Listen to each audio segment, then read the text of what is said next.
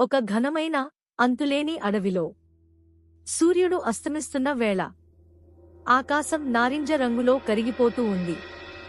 ఆ వెలుగులో ఒక యువకుడు ఒంటరిగా నెమ్మదిగా నడుస్తున్నాడు. అతని అడుగులు భూమిని తాకుతున్నాయి. కాని అతని మనసు ఎక్కడో దూరంగా పోయింది. అతని కళ్లలో భయం ఉంది. అతని శ్వాసలో ఆందోళన ఉంది. అతని మనసులో ఒకే ఒక్క ప్రశ్న తిరుగుతోంది. నేను ఎక్కడికి వెళ్తున్నాను? అతను తన ఇంటి దారిని కోల్పోయాడు. కాని అది ఒక్కసారిగా జరిగిన విషయం కాదు. ప్రతి అడుగు ఒక తప్పు నిర్ణయం, ప్రతి మలుపు ఒక అనిశ్చితి. ఇప్పుడు అతను పూర్తిగా ఒంటరిగా ఉన్నాడు. చుట్టూ ఉన్న ప్రతి చెట్టు ఒకేలా కనిపిస్తోంది. ప్రతి దారి ఒకేలా మాయ చేస్తోంది. ఎక్కడికి వెళ్ళినా అదే చీకటి, అదే నిశ్శబ్దం. గాలి గట్టిగా ఊపిరి తీసుకుంటోంది. చెట్లు గుసగుసలాడుతున్నాయి. అడవి అతన్ని గమనిస్తున్నట్టు అనిపిస్తోంది. అతని గుండె వేగంగా కొట్టుకుంటోంది. అతను వెనక్కి తిరిగి చూస్తాడు. కానీ వెనుక కూడా దారి లేదు. అతను ఒక్కసారిగా ఆగిపోతాడు. ఆకాశం వైపు చూస్తాడు. ఇది నా ప్రయాణమా, లేక నా శిక్ష? అతని స్వరం బయటికి రాకపోయినా అతని మనసు గట్టిగా అరుస్తోంది. అతని అడుగులు నెమ్మదిగా బలహీనమవుతున్నాయి. ఆశ నెమ్మదిగా కరిగిపోతుంది. చీకటి మరింత దగ్గర పడుతోంది. అగా అతను ఒక మలుపు తీసుకుంటాడు. అది సాధారణమైన మలుపు కాదు. అది అతని జీవితాన్ని మార్చే మలుపు. దూరంగా చీకటి మధ్యలో ఒక ఆకారం కనిపిస్తుంది. ఒక వృద్ధుడు నిశ్శబ్దంగా, స్థిరంగా నిలబడి ఉన్నాడు. అతను కదలడం లేదు. కాని అతని ఉనికి ఆ అడవిని మార్చేస్తోంది.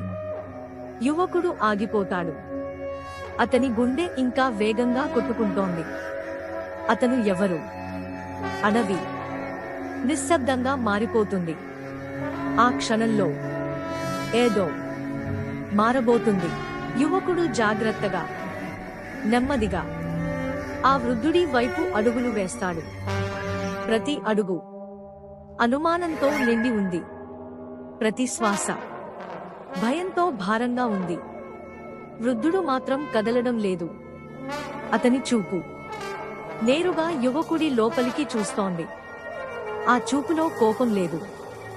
కాని ఒక గంభీరమైన సత్యం ఉంది. యువకుడు దగ్గరికి వస్తాడు.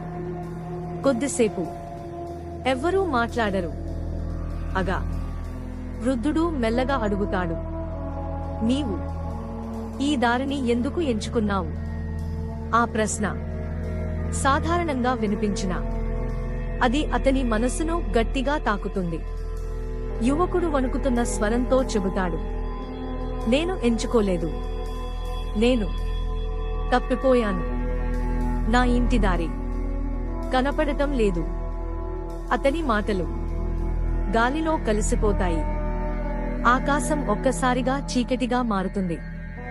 వర్షపు చినుకులు పడటం మొదలవుతుంది.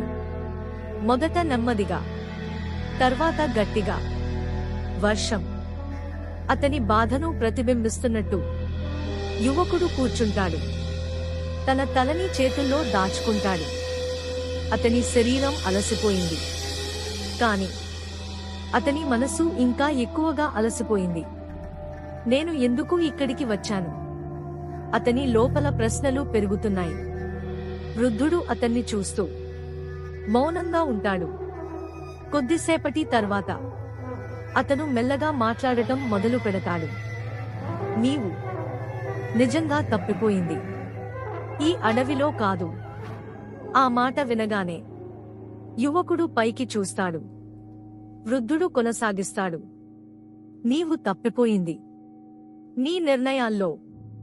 ఆ మాట మెరుపులా అతని మనస్సును తాకుతుంది. వర్షం పడుతూనే ఉంది. కాని ఆ క్షణంలో సమయం ఆగిపోయినట్టు అనిపిస్తుంది. యువకుడు మౌనంగా చూస్తుంటాడు. అతని కళ్ళలో భయం మాత్రమే కాదు, ఇప్పుడు ఆలోచన కూడా కనిపిస్తోంది. నా నిర్ణయాల అతను తన గతాన్ని గుర్తు చేసుకుంటాడు. తన చేసిన ఎంపికలు, తన తీసుకున్న దారులు, అవి అన్నీ అతన్ని ఇక్కడికి తీసుకువచ్చాయా? వృద్ధుడు మెల్లగా తల ఊపుతాడు. అడవి మళ్లీ నిశ్శబ్దంగా మారిపోతుంది.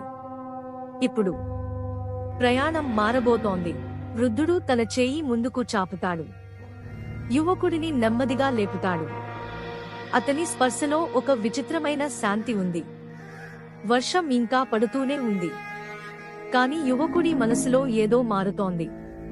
వృద్ధుడు అడవి లోతు వైపు చూపిస్తాడు. ఈ అడవిలో ప్రతి దారి ఒక పరీక్ష, కాని ప్రతి పరీక్ష ఒక పాఠం. యువకుడు నిశ్శబ్దంగా వింటున్నాడు. వృద్ధుడు ముందుకు నడుస్తూ కొనసాగిస్తాడు. మనిషి తప్పిపోయేది దారిలో కాదు, తన మనసులో.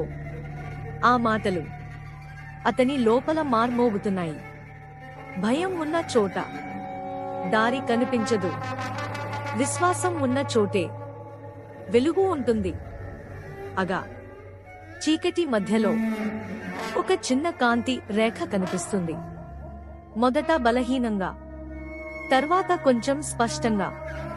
ఆ వెలుగు చీకటిని చీల్చుకుంటూ వస్తోంది. యువకుడు ఆశ్చర్యంగా చూస్తాడు.